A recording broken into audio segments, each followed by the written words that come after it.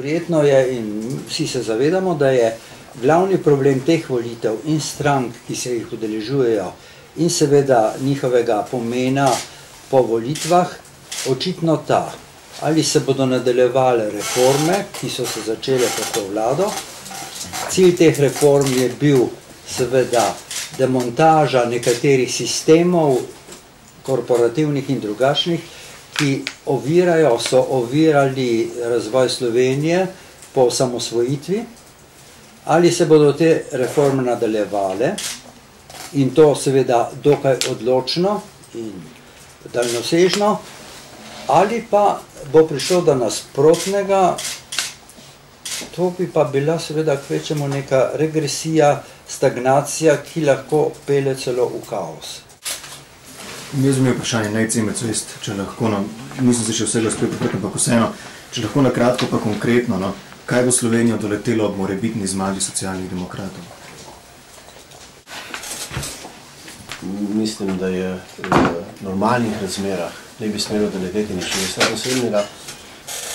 Če pa bo, seveda, če bodo Socialni demokrati skupaj z celotnim trojčkom, pa tudi potem, če bi take volitve dobili, nadaljevali za to politiko, kakršno so jo zastavili na teh shodih, na teh soočenih in tako naprej, torej politiko delitev.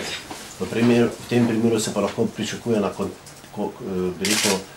konceptualno nejasna in tudi za ljudi neprijazna politika. Namreč, zdaj se je pokazalo, da se dobesedno forsira delitev, dvopolnost Slovenije. Vsa soočenja so strani dvojčka polna teh izjav, kar je zaprepaščujoče. Lidija Barteli Slovenija, rekli ste, program ni nujno za vlado, kakršna je bila doslej, lahko tudi v drugačni sestavi koaliciji. Lahko, katere so tiste politične stranke, po mnenju Zbora za republiko, ki bi v taki koaliciji lahko bile? So to tudi SNS, Desus, SLS ali tudi Levica? Ima kdo od kolegov pripravljen odgovor? Mi verjetno zdaj nismo ravno poklicani, da bi sestavljali v Zboru za republiko koalicijo. To bo pač naredil mandatara. Gotovo, da ne. Ta je pa, mislim, da povedal, da so možne najrazličnejše povezave z tistimi, ki pač seveda imajo to vizijo napredka, sodelovanja, konstruktivne drže in se je možno z njimi povezovati. Ampak to bo naredil mandatar. Mislim, še eno podvprašanje tukaj, mogoče zraven, po vašem mnenju sprašujemo, kaj pa, da bi bil zares v koaliciji, mnenje Zbora za republiko, oziroma vaše mnenje, bi to šlo? Ja, če bo govoril drugače, kot govorite na državnih teh shodih, verjetno je tudi taka varianta možna, ampak jaz ne vem tega, to ni naša naloga v Zboru za republiko, da bi tako daleč razmišljali o teh sprašanjih. Ali menite, da Slovenska nacionalna stranka recimo zagovarja stališča, programe, ki so zaujeti tukaj, recimo v teh vaših programskih usmeritvah Zbora za republiko? Ima kdo od kolegov? No, jaz osebno premalo poznam Slovensko nacionalno stranko, pač sledim kakšnim izjavam njenih vodij. Kolikor poznam ideološki profil te stranke, mi je znano vsaj toliko, da je njena usmeritev nekako nenavadna mešanica tako imenovanih levih in desnih stališč, če jih seveda razumemo čisto zgodovinsko.